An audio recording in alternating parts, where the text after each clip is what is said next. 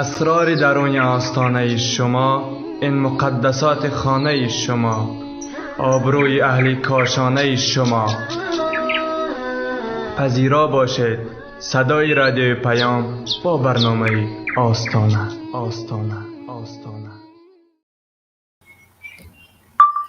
بسم الله الرحمن الرحیم. السلام علیکم و رحمت الله و برکاته.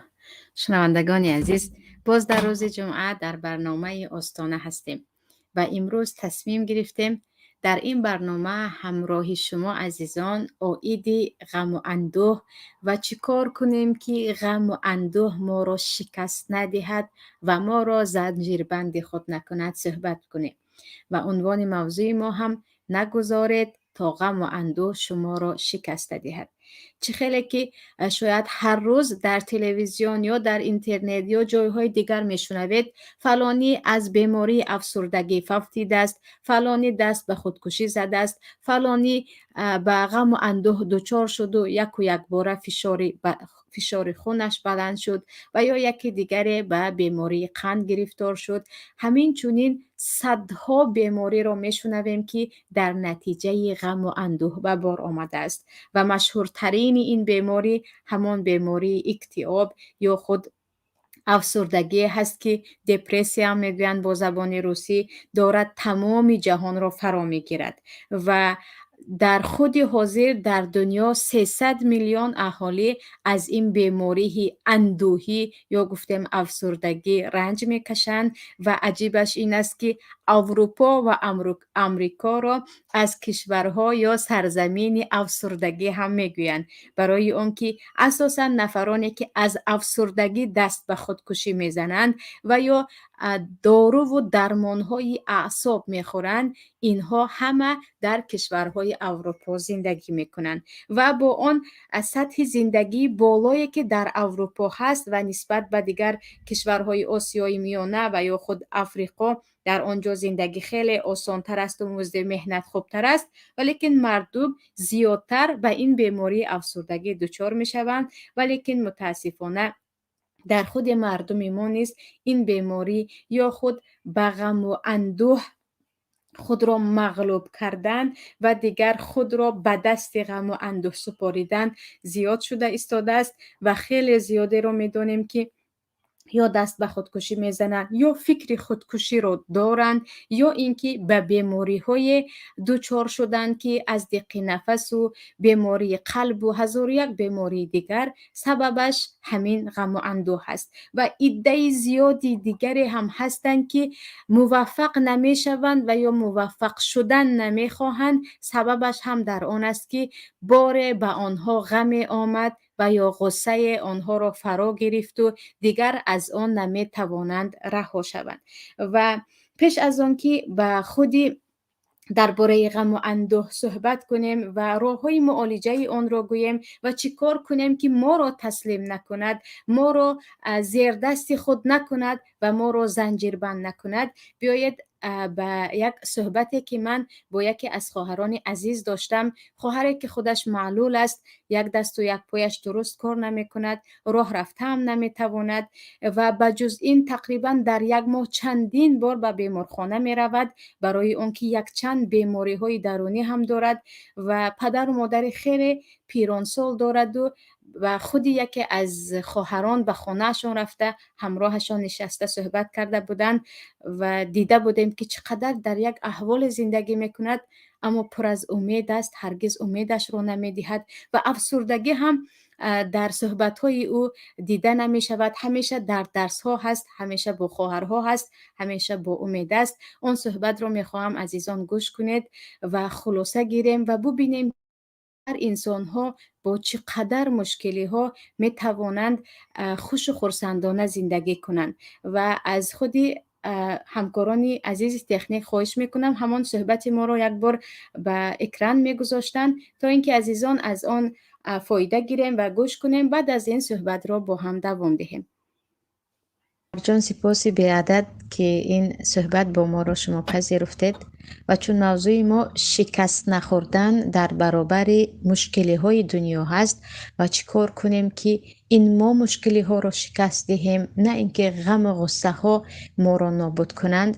ما امروز برنامه داریم و شما برای من همیشه یک نمونه صبر در حیات حاضره هستید. وقتی میبینم با آن همه معلولی یا بیماری و مشکلی های زیادی دیگر، اقتصادی و تنهایی و چیزهای دیگر، همیشه با درس ها هستید. همیشه در صحبت شما هیچ بوی از ناامیدی نیست، گویا که پر از امید زندگی دارید.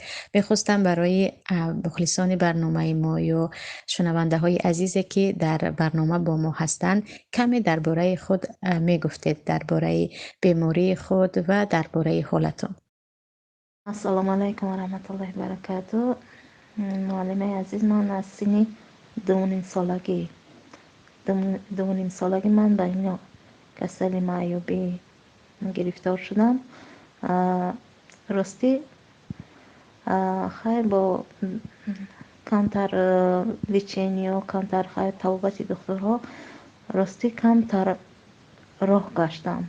فقط از کم بسیار نیو هم تو یک دست و یک پایم به حد سست است، مشکل است، به حد مشکل است وقتی راه گشتم، وقتی خیلی همه خیلی زندگی رو پیش بردم. الحمدلله به همش راستی شکایت نمیکنم. خیلی شرایط عائلمون نه اونقدر خوب است. راستی پدر مادر پیر دارم، 2 برادر دارم. برادری کلانی هم به زندگی خودش آوره است. برادری خوردی هم راستی گروچی کار میکند که به حد معاش کم میگیرد، که 4 تا فرزند دارد که با ما هم نمیرسد. همین است زندگی. خیر، خدا با شکر، الحمدلله. و خواهر جان اساساً به چی کار مشغول هستید با این بیماری و آیا یکان خیلی کمک از طرف حکومت به دست شما میرسد یا نمیرسد؟ راستی یگان کار نمیتونم کرده، یگان جان کار ندارم. 280 پنسه میگیرم، ما نفقه میگیرم. از طرف دولت باشه راستی که یگان خیلی کمک نیست به من، یگان خیلی کمک نمیرساند غیر از همین نفقه. خیلی خدا با شکر، خداوند مهربان باز. خیلی رزق از یک جانب میرساند. خدا با شکر که با شما هستید، معلم عزیز، که چند بارها با من کمک کردید. الله از شما راضی باشد و از اون خواهرانی که در این کار خیر سهم خودشان رو گذاشتن. الله از همه شما راضی باشد. فهم خواهر عزیزم. چیز دیگری که میخواستم از شما پرسم یا از زبان شما بشنوم اینکه وقتی میبینید واقعا در یک حالتی هستید که خیلی صبر و تحمل به آن خیلی دشوار است، چه از جهت اقتصادی باشد چه از جهت این معمولی بیماری که میدونم که بجز اینکه دست و پایتان درست کار کردن نمیتواند، باز بیماری های دیگری درونی هم دارید و تا حدی با خبر هستم خیلی زود به بیمارستان هم می روید با اون مصرف زیاد و با مشکلی های دیگر. و چی کار میکنید وقتی که دیگر ناامیدی شما رو فرا میگیرد؟ آیا به گفتی عادی خودمان مردمی آیا زیق میشوید از این احوال خود؟ راستی که خیلی نه اونقدر زیق میشوم، چون که میدانم که الله هر یک صبر ما در اجر زیاده وعده کرده است. اگر که ما با زیق شوم راستی تلاوت قرآن میکنم، بسیارتر همین چیز به خودم مشغول میکنم و ذکر میکنم. همین فقط باشم به همین نماز و همین چیزا بند میسازم. خدا با شکرانه که الحمدلله که خیلی طهارت کرده نماز خودم را میخوانم، 5 وقت قرآن را میخوانم. وظیفه من همین، دیگر یکان کار نمیتونم کردم. داخل که هم قرآن میخونم و ذکر میکنم. خدا با شکر هیچ وقت ناامید نیستم از دنیا، از الله. امیدم تنها به الله هست. 100,000 با شکرانه. بهترین خواهر عزیزم، آره این وعده الله هست، الا بذکر الله تطمئن القلوب. بدانید که با یاد پروردگار، با ذکر خداوند دلها آرام می شود. بهترین آرامش را برای شما خداوند نصیب کرده است و انشالله که پس این همه دردها و پس این همه غصه ها برایتان مژده های باشد که به دیدنش تمام دیگر مردمان صحت غبطه خورند، رشک کنند که کاش ما در جای این خواهر باشد. و باز برایتان از درگاه پروردگار سلامتی تمنا میکنیم. اله همیشه صحت و سلامت باشید و خوشحال و بالیده و پر از امید چنانی که الان هستید همیشه چنین باشید. رحمت الله به همه شما معلم عزیز. خدا از همه شما راضی باشد. در حق من همیشه با دعا باشید. خیلی به دعای شما نیاز دارم. منش در امان الله.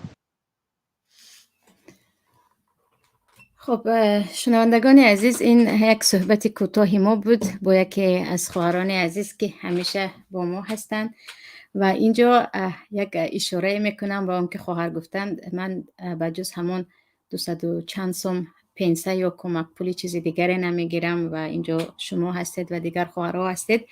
اینجا عزیزان ما از اینکه یک چند دوستان با هم هستیم، یک چند خواهرهایی که همه از اهل خیر هستند، با هم تصمیم گرفته بودیم که در یک ماه یک بار یگان خوراک با مزه یا با لذتی که هست اون رو نمیخوریم، پول همون رو به یک جا جمع میکنیم. مثلا همین روز من یگان شیرینی خوردنی هستم، اون رو نمیخورم و پول اون رو به یک جا میمونم. در یک ماه فقط یک بار که شاید 5 سومان باشد، شاید 6 سومان باشد و همون چقدر که شد با هم به این خواهر روان میکنیم که قطره قطره جمع شده. دیگر یک پولی خیلی کم بود، شاید 300 سومان باشد، یک مقدار کم از چند خواهرایی که فقط یک کمی از مبلغ خود را جدا کردند، ولیکن برای این خواهر برای دارو و درمانشان کمک پولی شد که تا جای میدانم هر باری که یک کمی مبلغ است دویده می روند و از پی دارو و درمان می شوند و چگونه که گفتیم بجز این که دست و پایشان کار نمی کند خیلی از بیماری های دیگری درونی هم دارند. ولیکن اینجا عزیزان توجه داشته باشید به صحبت این خواهر که میگویند من وقتی ذکر میشوم یا وقتی که غم فرا میگیرد یک باره ذکر میکنم، قرآن میخوانم و آرام میشوم. و آره صحبتشون یکم شاید هم غمگین است، ولیکن زیادتر از بیدرمانی، از بیماری هست که حتی خواهری که به نزدشان رفته بود هم میگفت درمان ندارد که درست صحبت کند، لیکن به هر حال هرگز ناشکری نمی کند، گریه از بیماری نمی کند و مدام در شکر پروردگار است. و اینجا این قصه رو گذاشتیم تا بدانیم که خواهران عزیزی که به خاطر یک کمی از مشکلی های دنیوی یا زندگی خیلی به غم و غصه می افتند، یا اینکه به خاطر یک لباسی که خریده نتوانستند، به خاطر یک مهمانی که برپا کرده نتوانستند، به خاطر یک سخنی که می توانند به آن تحمل کنند می خواهند دنیا رو آتش زنند و به این و به آن شکایت میکنند، زنگ میزنند، قهری میشوند، خوراک نمیخورند. و این چنین بعضی از برادرهایی که به خاطر مشکلی های کوچک دیگر میخواهند بیتر کنند و با همه جنگ و جنجال کنند، باید بدانیم که نفرانی هستند که حالتشون از ما به مراتب بدتر است، ولیکن با شکر و سپاس و دیگر ناامید نشدن زندگی خود را دوام میدهند. و اینجا عزیزان موضوع ما درباره غم و اندوه هست و گفتیم چی کار کنیم که ما شکست نخوریم برابر غم و اندوه ها، ولی نگفته نمونیم که دنیا دیگر جنت نیست، خواهد نخواهد غم و اندوه به سراغ شما می آید. برای همین هم اولین بار وقتی اهل جنت به جنت داخل می شوند می گویند الحمدلله الذی اذهب عنا الحزن ان ربنا لغفور شکور.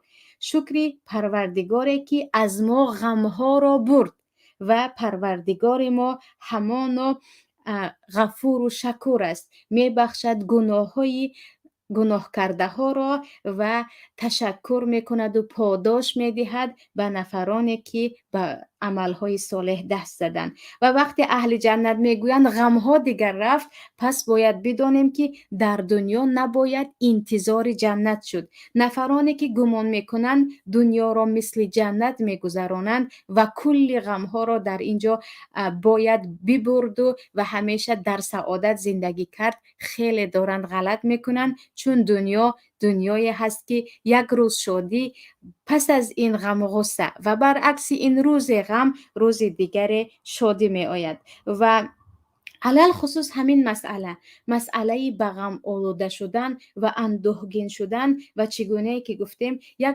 به بیماری افسردگی گرفتار شدن. حتی بعضی از علما میگویند شاید که این بیماری از بیماری های باشد که مثل وبا سال از سال دنیا را فرا گیرد. و این رو هم نگفته نگذاریم که در هر یک 40 ثانیه یک نفر در دنیا خودش را نابود میکند، ببخشید دست به خودکشی میزند. و اکثریت آنها نفرانی هستند که از 15 ساله تا 25 ساله می باشند. و تقریبا هر یک نفر دوم از غم و غصه، از مشکلی که به او رخ داده است. و خیلی که خودتان هم میدانید در بسیار حالتها انسان نمیتواند برابر غم و اندوه خود را قوی گیرد و یگانه راهی که به سرش میزند خودم را تمام میکنم تا اینکه این غم ها نیز تمام شود و خودم را نابود میکنم تا اینکه غم ها را نابود کنم، در حالی که با خود کشتن غم ها تمام نمی شود. برعکس به غمی بدتر از این انسان دچار می شود که دیگر کل آخرت خود را می سوزد و از طرف دیگر با این کارش چقدر غم و غصه به نزدیکان خود، پدر و مادر و یاری دوستان خود می اندازد. و اینجا رو ببینیم که چرا اینقدر مردم غمگین می شوند و همین کلمه افسردگی یا دپرسیا یا اینکه زیق شد و کسل شد، زیق شده است و به این بیماری گرفتار شده است، چرا روز روز زیاد می شود. پیش از همه اینها را بدانیم که انسان از دو چیز عبارت است، یکی روح، دیگری جسم. وقتی جسم شما به یگان ویتامین نیاز دارد و یا به او چیزی که لازم است، غذایی که لازم است به جسم خود استعمال نمی کنیم، جسم بیمار می شود. کل اعضای انسان از کمبودی غذا بیمار می شود و دیگر رفته رفته از کار می ماند. و روح انسان هم عیناً مثل جسم انسان غذا می خواهد و غذای روح این اعتقاد است، معنویات است، باور کردن به غیب است، باور کردن به قوه‌ای که بالای کل قوه ها حاکمیت میکند و در هر لحظه میتواند در کمک شما باشد. برای همین خود پروردگار در قرآن میگوید من عمل صالحا من ذکر او انثى و هو مؤمن فلنحیینه حیاتا طیبه.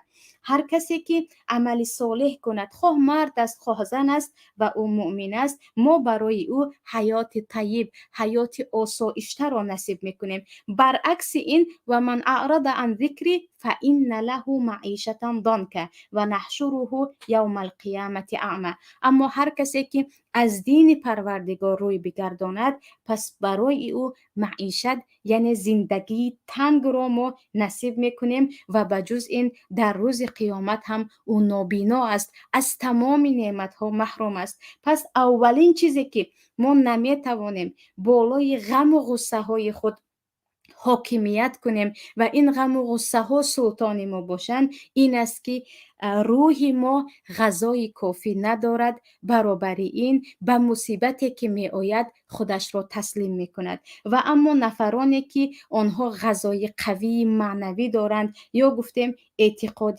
قوی دارند به بودن پروردگار، به آن قدرت های پروردگار و به وعده های پروردگار، در برابر تمام مصیبت ها می توانند صبر کنند و این چنین می توانند بگویند که من قوی تر از آن هستم که مرا این مصیبت ها نابودم کند و من قوی تر از آن هستم که این مصیبت ها بیاید و مرا شکست دهد. برای همین عزیزان وقتی که درباره به غم و غصه داده شده بیمار شدن یک نفر صحبت میکنیم، بدانید که وی غذای کامل معنوی نگرفته است. و درباره نفرانی که بالای مصیبت آنها صبر کرده می توانند، الله در سوره بقره می گوید و بشر الصابرین الذین اذا اصابتهم مصیبت قالوا این لله و این الیه راجعون. ای پیامبر تو نفران صبر کننده را مژده بده. مژده به چی بده؟ اولا بدانیم که صابرین کی هستند. خود پروردگار میگوید اذا اصابتهم مصیبت قالوا این لله و این الیه راجعون. وقتی مصیبت به آنها میرسد اول شده آنها میگویند این لله و این الیه راجعون.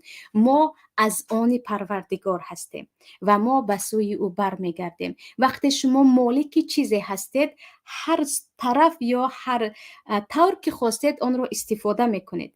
تلفن شما هست، به هر طرف خواستید آن را چرخ میزنونید. چون ما هم ملک پروردگار هستیم، ببخشید ملک پروردگار هستیم، ما از آن پروردگار هستیم. پروردگار هر چیزی را که خواست به ما مقدر میکند و این نفران صابر اول شده وقتی مصیبت می آید خودشان به یادشان میزند که من خودم از آن پروردگار هستم، پس او خواست که این مصیبت به من آید و در این چیز لابد یک حکمتی هست، حکمت های پنهان که من از این بدتر با خبر می شوم و این الیه راجعون. و این دنیا خیلی خیلی زودگذر هست. من در اینجا ابدی نیستم که برای یک غم و غصه خودم را نابود سازم. من از اینجا زودتر می روم و بازگشت من به سوی پروردگار است. به همین مال ملکم، به همسر و فرزندم، به دوستانی که سبب غمگینی من شدن یا با تمام آن چیزی که در دنیا هست، وقتی که من وقت بازگشت میکنم هیچ چیزی با من نیست،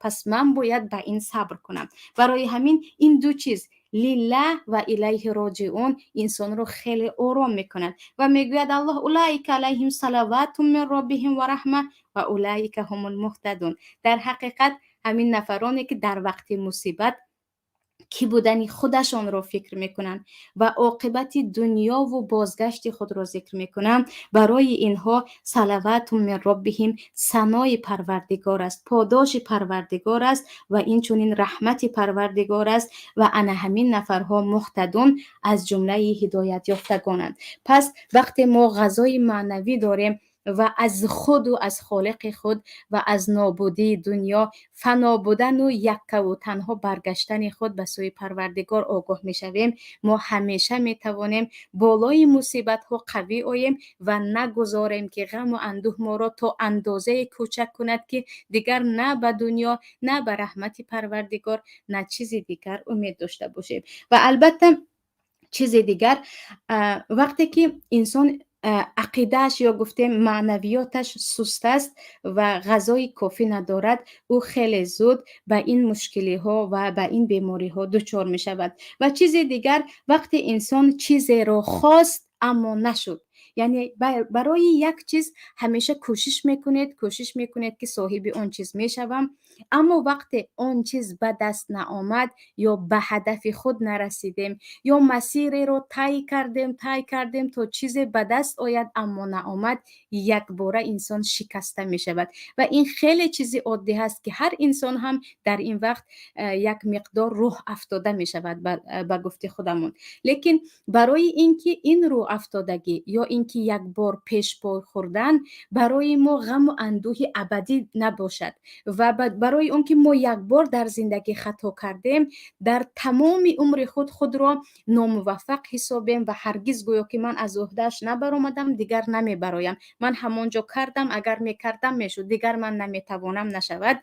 در خود ذهن هر یک انسان باید نقشه دویم یا به گفت روزها پلانی بی داشته باشیم که من الان همین هدف را دارم، اگر نشد من به این هدف برمیگردم. در این صورت همیشه در حالت هدف یکم اگر ما به هدف یکم نرسیدن الکی هدف دویم که هست دیگر آرامتر میشویم. این یگان شک و شبهه نیست که انسان غم و غصه میخورد وقتی چیزی را خواست و نشد، این در همه هست، اما غم و غصه که از حدش زیاد است و چگونه که گفتیم دیگر شما را به جای میرساند که به افسردگی گرفتار میشوید و به یگان پیشرفت قدم نمیزنید. و اکثریت نفرانی که صاحب هیچ چیز نشدن در حیات خود یک بار کوشش کردن، وقت نشد ناامید شدن، اما نفرانی که به موفقیت رسیدند پیشپا خوردن، ناموفق شدن، افتیدن، غلطیدن، شکسته شدن، اما باز با امید اینکه محاوله دوم، حرکت دوم آنها را میتواند به هدف رساند به پیش رفتن و برای این نباید هرگز امید خود را داد و این چنین نباید همیشه همین هدف نشد با همین من تمام گویان زندگی کرد. باید در ما هدف دیگر هم باشد و این چنین اگر رفت و به هدف نرسیدیم باید مدام از این و از آن زیادتر به حرکت داخل شویم، ببخشید به حرکت درآییم. و این چنین یکی از سبب‌های دیگر این است که این شاید خیلی زیاد در زنها دیده شود که وقتی میبینید که یک نفر شما رو میخواهد عزیز استید و خوار کند یا اینکه یک نفر عزت شما رو پایمال میکند و به جایی که شما مناسب نیستید به آن جای میماند و معامله میکند یا گفتیم ناحرمتی میکند، دیگر یک باره به غم و اندوه گرفتار میشوید و میگوید من دیگر نمیخواهم نه آدمی زاد را ببینم نه و با آنها یگان رابطه داشته باشم. و اکثریت نفرانی که به آبرو میشوند یا به احترامی میبینند از دیگران خود را به کنج تنهایی میزنند، برای آنکه از آن میترسند که باز دوباره با مردم روبرو شوند، باز دوباره به احترام شوند. و در کودک‌ها هم همین خیل، وقتی کودک یک بار دو بار چیزی گفت و او را مسخره کردن، ناحرمتی کردن و دیگر اصلا حرف نمیزند. و در انسان ها نیز در اکثریت غم و اندوه یا خفه شدن از دیگران و خود را به تنهایی و خلوت زدن در آن است که دیگر میگوید باز مرا به احترامی میکند، باز حقوق مرا پایمال میکند، بهترش در کنج تنهایی با خود بمانم. برای آنکه نااحترام یا به احترامی یک نفر ما را شکست ندهد و به خاطری ببخشید یک نفری که شاید عقل و ذکاوت درست ندارد، شاید یک احمقی هست که زبانش را در کجا کشاید نمیداند، ما نباید خود را آنقدر به غم و اندوه زنیم و به خاطر اینکه مرا در جمعیت چنین گفت چندین روز خود را به گریه و ناله و زاری به کنج خانه اندازیم و یا اینکه به خاطر آنکه فلانی به من چنین گفت چندین وقت حتی غذا نخوریم، که این در زیاد از زنها علل خصوص خواهرکان عزیز جوان دیده می شود که یک همکلاسی هم یا یک همسنف هم در مکتب چنین گفتگویان چند روز به مکتب نمی روند یا فلانی به من چنین گفتگویان چند روز خود را به گریه و زاری می اندازند. عزیزان اینجا باید عزت نفس داشته باشیم. وقتی انسان خودش را احترام می کند، قدر و قیمت خودش را می داند، به خاطر یک دهان سخنی یک نفر آنقدر خودش را به نابودی نمی زند و می گوید او کی شده است یا یک کلمه او چه ارزش دارد که من خود را تا این اندازه خار کنم، تا این اندازه خودم را بخورم و تا این اندازه خودم را به جای کشانم که حتی به افسردگی گرفتار شوم. و برای این باید انسان اول شده بداند که او در نزد پروردگار قدر دارد، در نزد خودش هم قدر دارد و او را نمیتواند سخنی یگان نابکاره و یا اینکه بدزبانی یگان بدزبان شکست دهد. برای همین وقتی پیامبر صلی الله علیه و سلم را مشرکان مذمم میگفتن، یعنی با یک کلمه که مذمت شده انسانی پست میگفتن، آنها مذمم میگویند من باشد محمد هستم، من کاری به مذمم ندارم، اگر نامم مذمم میبود من به این ناراحت میشدم، اما چون نام من محمد هست و آنها محمد نگفته مذمم گویان مذمم را دشنام میکنند، دشنامشان را دوام دهند. یعنی این عزت نفس پیامبر بود، بی‌پروایی بود. برای همین نباید نااحترامی یک نفر سبب شود که ما نیز خودمان را نااحترام، ما نیز خودمان را احترام نکنیم و همان به غم و اندوه خود را گرفتار کرده یک چند روز به خاطر یک کلمه گریه کردن، یک چند روز خوراک نخوردن، با یک چند نفر قهر شدن و حتی از پسی بعضی از کارهایی که باید کنیم نرفتن، این خود را در نزد یک نفر چنان نشان دادن که شما آنقدر در نزد من قدر دارید که یک کلمه شما مرا میتواند نابود سازد، که البته این شانس میدهد برای بدزبانان که هر بار که میخواهید به پای برخیزید یا به یگان موفقیت قدم نهید، آنها با یک کلام شما را به عقب میکشانند. و این چنین چیز دیگر عزیزان اینجا باید بدانیم که در بعضی حالتها چه خیلی که گفتیم به عزتی یا به حرمتی می شود و حالتهای دیگری هم هست که افسردگی ما از مکانی که در آن زندگی میکنیم و از مردمی که در اطراف ما هستند تاثیر می‌یابد.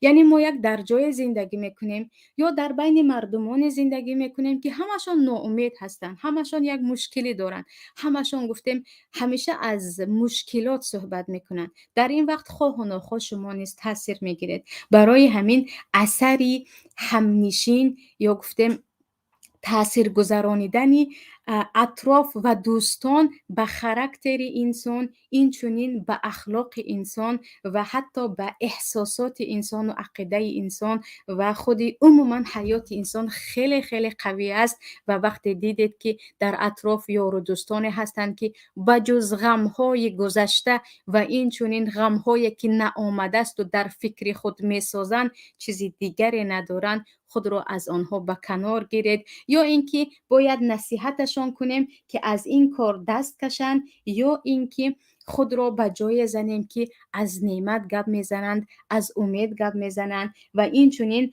از نفران گپ میزنند که آنها با وجود غم و غصه های خود هدف داشتند و میتوانستند به اونجا پیش روند. و ببخشید اینجا مسئله دیگری که هست، سال از سال حتی ماه در ماه دارند روانشناسان زیاد می شوند و شاید چند سال پیش پدر بزرگ و مادر بزرگ ما هرگز حتی نمی دانستند که در همین شهر یا نواحی یک طبیب روانشناس است. اما امروز می بینیم که هر روز دارد روانشناس در یوتیوب درباره بیماری های افسردگی صحبت میکند. در هر یک بیمارخانه یک اتاق خاصی روانشناسی است. اگر نفری روانشناس با دین و با اسلام رابطه داشته باشد و برابر نصیحت های روانشناسانه خود و مشورت های خود از دین و شریعت گوید که این نورون علی نور است، نعمت برای مردم است. اما مشکلی در آن است که اکثریت نفرانی که روانشناس هستند خود روان ندارند. ببخشید من شخصا با 5-6 نفرشون شناس هستم که خودشون همیشه داروی عصب میخورن و به این گپ خودم مطمئن هستم و دروغ هم نمیگویم. یعنی نفرانی هستند که روانشناسی میکنند اما صبح و شام یک قرص یا یک درمان برای آرامش اعصاب میخورند. پس این گونه انسان ها به جای اون که روان ما را آرام کنند بدتر میکنند و سال از سال داروهایی که برای آرامش عصب استحصال می شود زیاد می شود.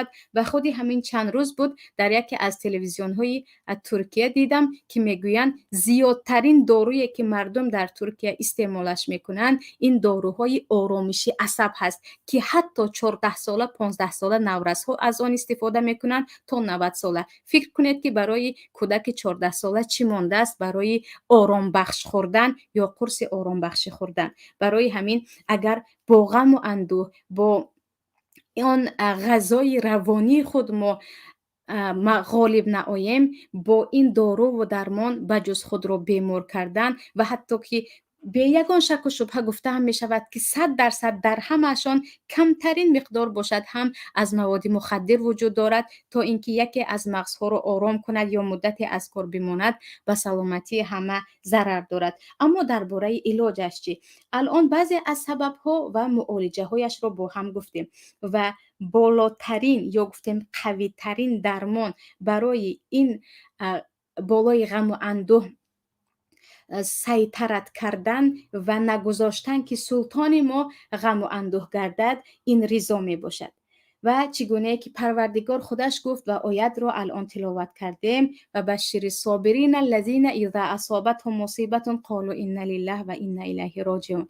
وقتی انسان راضی هست به اینکه پروردگارش الله هست و راضی است به آن تقدیری که الله به او نوشته است، در همه مصیبت ها او میگوید من از آن پروردگار هستم و همین را خواست، من به این راضی هستم.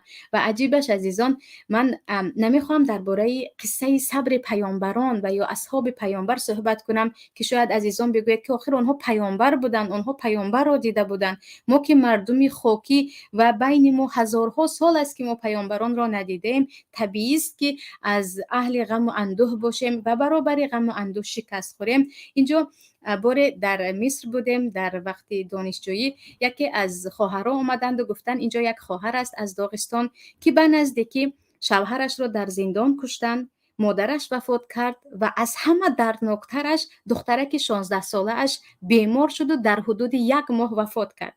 بعدی دوربینیش می رویم، همراهش کمی صحبت میکنیم و وقتی من در راه بودم همیشه به ذهنم زنی میزد که با لباس ماتمی سیاه نشسته است در کنج خانه و گریه دارد و دیگر چشمهایش دارد سفید میشوند از گریه و در یک غم و اندوه هست. هنوز من قصه او را شنویده الکی خودم اندوهگین شدم، الکی خودم گریه کنان گویا در راه میرفتم. ولیکن وقتی به نزد خواهر رفتیم با تماما تبسم که ما مهمان هستیم ما رو پیشواز گرفت، پذیرایی کرد. بعد از این وقتی دوستی در نزدم بوده تسلیت داد، با یک جمله زیبایی گفت پروردگار این را خواسته است که شوهرم، همسرم، دخترم پیشتر از من به جنت درآیند. آنها مرا در جنت انتظارند و این خواهش پروردگار بوده است که آنها بر وقت‌تر روند. من هم به این تسلیم هستم، راضی به تقدیر پروردگار هستم. اور دخترک 16 ساله هم وفات کرد، اما او را زودتر به جنت جیغ زدند و دخترکش هم حافظ قرآن بود و خیلی یک عجایب خصلت هایی داشت. دیگر من گفتم ما برای تسلیت آمدیم یا دارد این خانم ما را تسلیت می دهد. پس وقتی انسان راضی هست به تقدیرش، راضی هست به پروردگارش، هیچ غم و اندوه نمی تواند او را بشکند. و چیز دیگر البته این قناعت است، برای آنکه اکثریت ناراضگی از این است که ما مال نداریم، فلانی دارد و من ندارم، داشتم و از دستم رفت، اگر من چنین میکردم مالهایم از دست نمی رفت.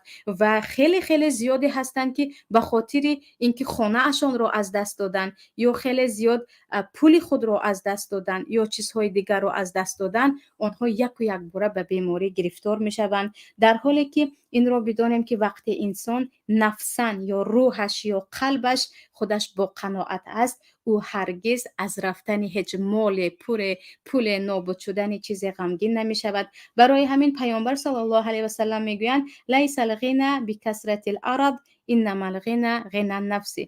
هرگز گمان نکنید که ثروتمند شدن این با زیادی پول و چیز نیست. بدانید که هر کسی که نفسش، وجدانش، قلبش دیگر بایست و ثروتمند است، او همیشه ثروتمند میموند. دارد ندارد برای او هیچ فایده ای نیست، چون قلب او همیشه غنی می باشد. و اینجا چیز دیگر عزیزان البته عملی صالح کردن و برای خود هدف کشیدن است. خیلی ها هستند، خیلی که گفتیم پس از دست دادن شوهر خود دیگر به یگان بیماری گرفتار می شوند و حتی دیر یا زود به یگان چیز دست نزده وفات می کنند. نفرانی هم هستند که پس از مرگ فرزند خود دیگر با همان غم و اندوه تا 40 سال و 50 سال در بستر بیماری حیات خود رو می گذرانند. می گویند فرزندم از دنیا رفت، پای و دست منم از دنیا رفت و من دیگر بعد از آن غم و غصه که برای مرگ فرزند کشیدم به پای ایستاده نمیتوانم. و نفرانی دیگر هم به خاطر یک بیماری که به جسمشان آمد یا هر غم و غصه که آمد. برای این عزیزان چه خیلی که پیشتر هم گفتیم باید انسان با عملهای صالح خود را آرام کند. و عجیبش این است که هر نفری که حتی در یوتیوب هم میتوانید ببینید، هر نفری غیر مسلمانی که حتی در کارهای خیر مشغول است، در چهره او، در چشمان او سعادت حقیقی را میتوان مشاهده کرد. یعنی نفرانی که بیمار هستند اما با یکی از عملهای کوچکترین خود باشد هم به خلق الله کمک میرسانند، میبینید که سعادت از چهره اشان میشورد. و انسانهایی که به غم و غصه آمیخته هستند و یک مدت نمیتوانند خود را از آنجا بیرون کنند. حالا هر غم و غصه که باشد میتوانیم برای خود هدف گذاریم که در همین روزها حتی فقط با زیارت باشد هم، با یک کاسه آش باشد هم، به یک بیماری، به یک مسکین، به یک یتیم خانه، به هر راه به کسی کمک میکنم. و وقتی که به کسی با عمل صالح کمک کردید میبینید که غصه ها الکی کمتر شدن و به خود چنان انسان اعتماد به نفس میکند که میگوید پس من به خود نه حتی به دیگران هم میتوانستم کمک کنم.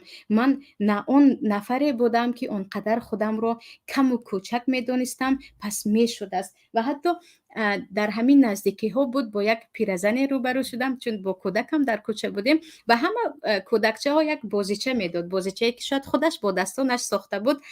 بازیچه را گرفته بعد از تشکر کردن به چهرهش گویا با علامتی سوال نگاه کردم که چرا در کوچه به همه بازیچه میدهید؟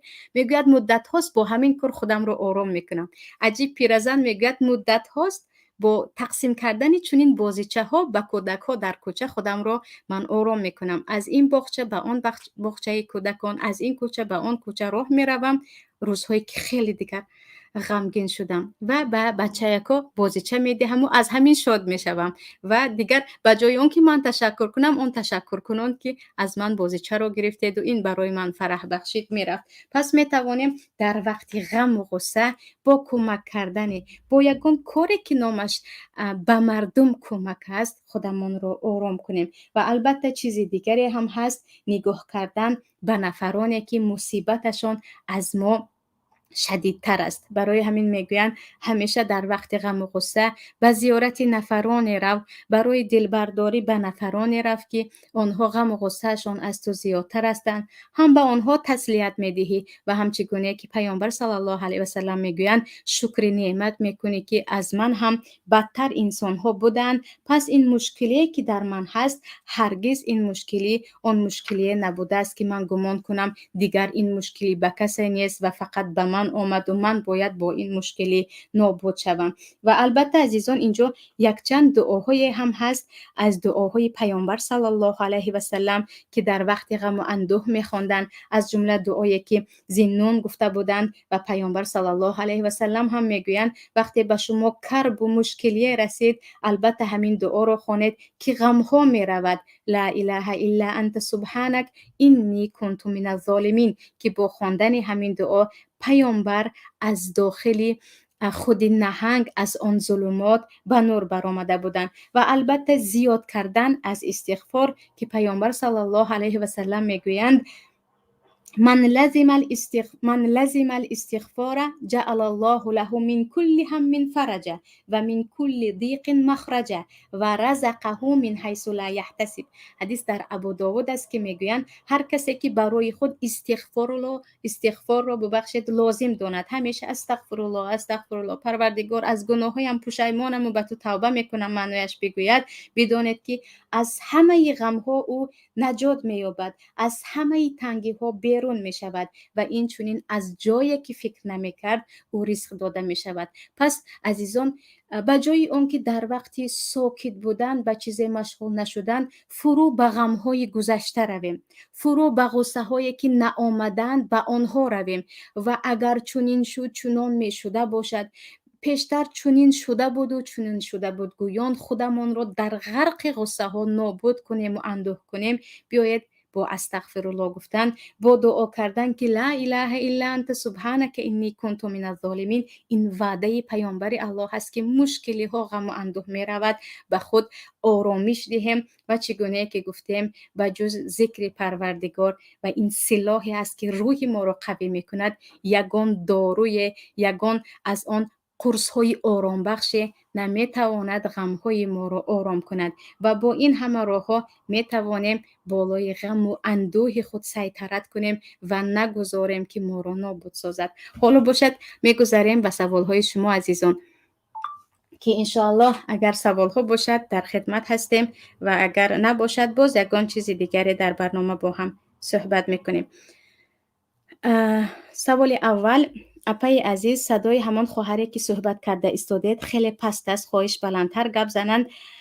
خیلی که گفتم سوال کننده عزیز خواهر خودشون بیمار هستند و بیمارتر از آن هستند که ما فکر میکنیم، برای اون که یک چند بیماری ها داشتن به سبب اینکه بعضیش خیلی چی گویم گفتنی هم نبود، در آنجا نگفتیم، برای همین صدایشان پستر بود و از پروردگار برایشان و به کل بیمارانی کل دنیا مسلمان ها شفای عاجل طلب میکنیم.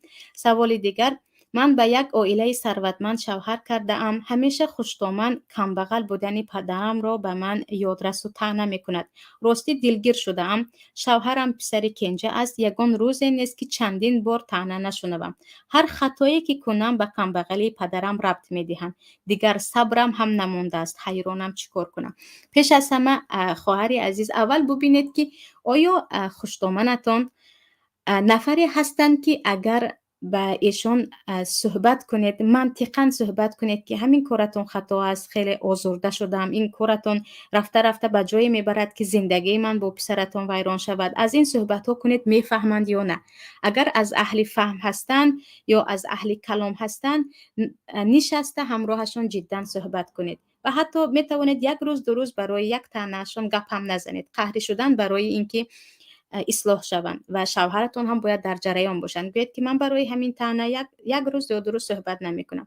نه، گفتید که نه، اصلا از این خیل انسان ها نیستن. اگر مبادا گفتم که خطا میکنید، دیگر دنیا رو به شور میکشند، بدتر میشوند، حتی زندگی هم رو ویران میکنم. در اینجا تغافل است خواهر جان. تغافل این است که گوشتون رو کار کنید.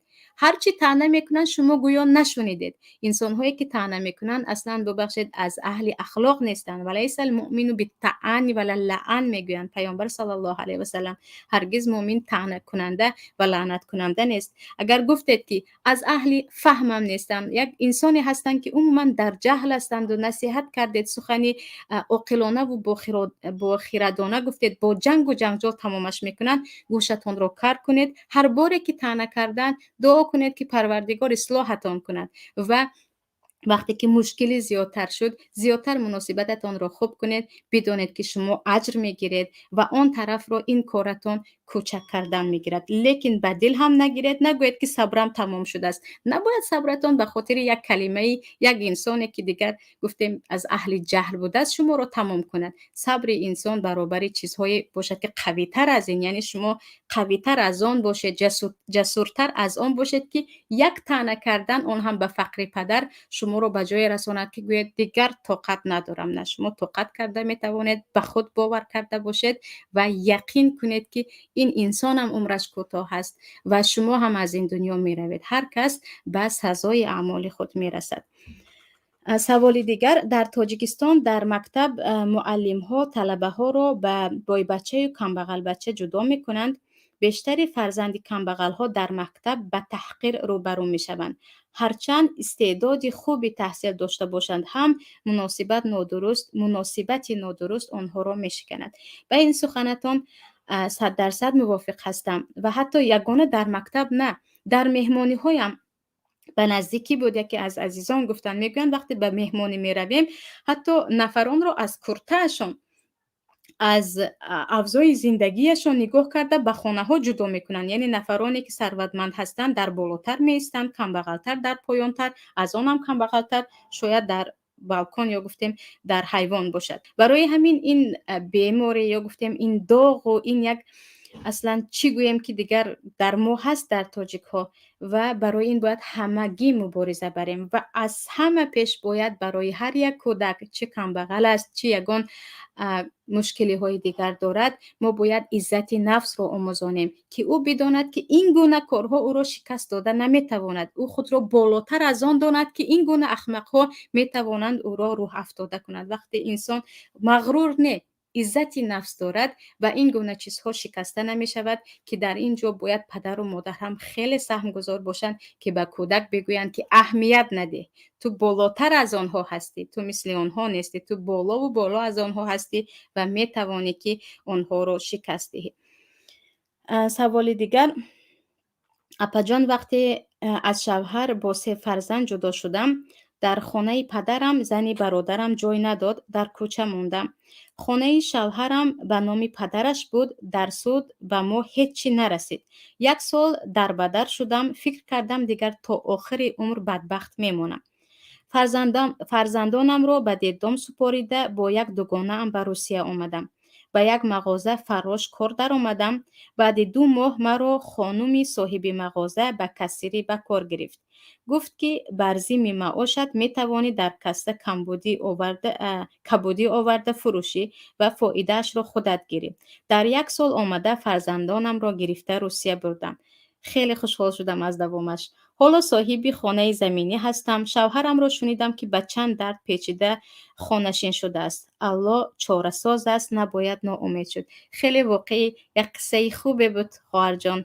از شنیدنش دیگر چه خیلی گویم، حتی بدنم به لرزه هم در آمد که شکر پروردگار که شما را در راه نمانده است. شکر پروردگار که برای بنده هایش با یک حکمت، اگر یک مشکلی رسید با حکمت دیگر از اون بهترش را به اون نصیب میکند. و الهی شوهرتان هم خور نشود. هر کی هست و پدری فرزندانتان هست، به فرزندان خود بگوید که هر کی هست و هر چی کرد پدرت است و ما را پروردگار امر میکند که بالوالدین احسانا. اما از این هم زندگی بهتر رو برایتان تمنا داریم و بگذار این چیزی که برای شما شد برای هر یک خانم بیچاره تاجیکستان شود که این گونه قصه ها در ما خیلی زیاد است که شاید مجلد به مجلد، جلد به جلد کتاب ها شود اگر آیدش کتاب نویسه. سوال دیگر: خواهر مسلمه طول 10 سال می شود من در بستر بیماریم. همیشه برنامه های شما را گوش می کنم. دستنگر هستم. همین روزه برنامه اتون مرا خیلی روح بلند کرد. خواهش میکنم در رادیوی پیام بیشتر برآمد کنید. روزی دراز من به سبب بیماری خانشین هستم و رادیوی شما را گوش میکنم. سوال کننده عزیز، پیش از همه پروردگار برایتون شفای کامل دهد و از اینکه شما ما رو گوش میکنید و برای شما با سخن خود باشد هم کمک میکنیم. خیلی خرسند هستیم همگی با کارگران و انشالله که میتوانید با رقم شخصی با من هم صحبت کنید تا توان در خدمت شما عزیزان هستیم. بیماری هستید، مشکلی دیگر دارید، هرچی هم باشد، اگر حتی با یک مشورت از ما برای شما کمک رساند، این همین هدف ماست که بجز این دیگر هدفی نداره. سوال دیگر: اپا جان من میخوام شما رو به توی عروسیم دعوت کنم. 2 سال میشود همین خیل مجتهد میکنم. به روسیه آمده میتوانید یا نه؟ متاسفانه من هم به روسیه رفته نمیتوانم به خاطر پناهندگی که در این کشور داریم، لیکن به هر حال انشاءالله که با تبریکات خود در تویتان هستم و خوشحال از آن هستیم که توی شما در روسیه در مهاجرت باشد هم برپا میشود. این معلمه به گپ آسان خسورم با شوهرم اوریه کردن. 3 سال بیمارداری کردم. سال شد به پا خست، روسیه رفت نه آمد. فهمیدم زن گرفته است. الهو جانش در گیرد. دیگر آخر برنامه رو با دعای بد نگذرانیم. بهتر بود عزیزان پایکویش دوباره شکسته ریزه شود. اینجا من سرسان و سرگردان موندم. پیش از همه شما حق دارید دعای بد کنید و جزاء سیئة سیئة مثلها، لیکن شاید که این یک امتحان برای شما بود یا اینکه این چیزی بود که شما چهره اصلی شوهرتان رو شناسید. بعضا ما یک نفر رو خیلی بالا میدانیم تا که یک عملی می شود که کی بودن او رو اون احوالش یا اون واقعه برای ما نشان میدهد.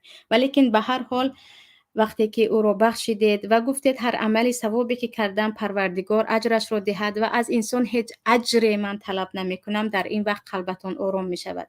و عزیزان برای همین هر کاری که میکنیم پیش از همه برای آبرو گرفتن از مردم نباشد، برای تشکر از شوهر نباشد. آره تشکر شوهر برای ما اجر و ثواب دارد، ولیکن عملی که به خاطر مردم می شود آخرش وای است. اما عملی که به خاطر الله می شود، اولا قلب انسان همیشه آرام است. دوم این است که اگر همون انسان نااحترامی کرد، مثل این ناسپاس شوهری که دیگر رفت است و این خواهر رو به چنین احوال مونده است، در این وقت ها هم انسان ناامید نمی شود.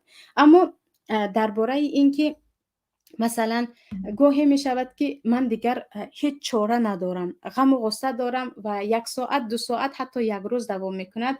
البته به جز چیزهایی که در برنامه گفتیم می توانید یک کم قدم زنید. بعضی ها می گویند من وقتی خیلی عصبانی می شوم یا غمگین می شوم آشپزی می کنم. بعضی ها میگویند به یک تنهاگی میروم و خیلی خیلی گریه میکنم که عزیزان خودی تنهاگی هم یک تجربه خوب دارد و نفرانی که در وقت غم و غصه بالای کسی غم و غصه خود را نریخته خود را به تنهایی میکشند و در کنج خانه به پروردگار خود راز و نیاز میکنند، این هم یک معجزه میکند. علل خصوص واستعینوا بالصبر والصلاة میگوید پروردگار در وقتهای مصیبت شما با صبر کردن و نماز خواندن از پروردگار یاری طلب کنید تا غصه ها را برطرف کند. با 2 رکعت نمازی که فقط به خاطر برآورده کردن غم و اندوه میخواند و یا اینکه با صبر کردن که پروردگار برای این عملم من ناشکری نمی کنم، من راضی به قضای تو هستم، میبینید که مشکلی ها از بین می رود یا حداقل برایتان آسان تر می شود. لیکن وقتی گفتید نمی شود، خب و نخواه غم غصه هست، مادرم از دنیا رفت، پولم رو غارت کردن، به آبرویم رسیدن، آره غم غصه هست و غم غصه در پیامبران هم بود، گریه در پیامبران هم بود، در صالح ترین انسان ها هم بود.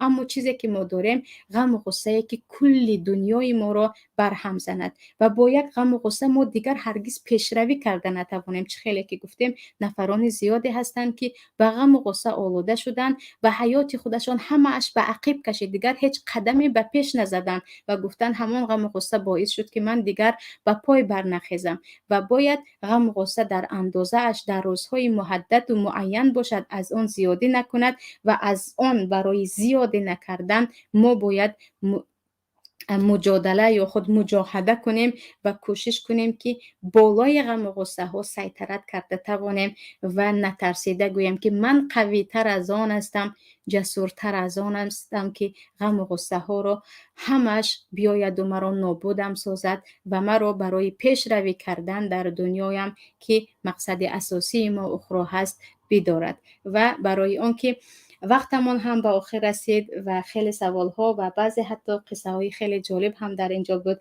تشکر از یکایک شما عزیزان، سپاس بی عدد که در این وقت نصف روزی شاید در بعضی جایها با ما بودید، هم با سوالهایتان هم با اشتراکتان. از یکایک شما تشکر میکنم و امید دارم که غم و اندوهای دنیا شما را شکسته نکند و همیشه نترسیده بگویید که من پروردگار قوی تر از غم و اندوها دارم و جز این من انسانی هستم که میتوانم مصیبت ها را بشکنم و به هدف های خود در دنیا برسم و به هدف اصلی خود برسم. در پناه الله یکتا باشید، دور از غم و اندوها و افسردگی باشید.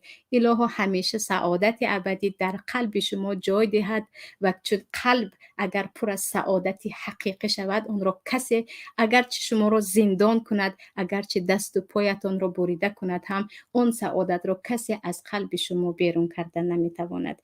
با امید آن که همیشه صحت و سلامت باشید و در برنامه‌های آینده با ما باشید. شما را به الله میسپارم. السلام علیکم و رحمت الله و برکاته. اسرار درون آستانه شما، این مقدسات خانه شما، آبروی اهل کاشانه شما. پذیرا باشید صدای رادیو پیام با برنامه آستانه.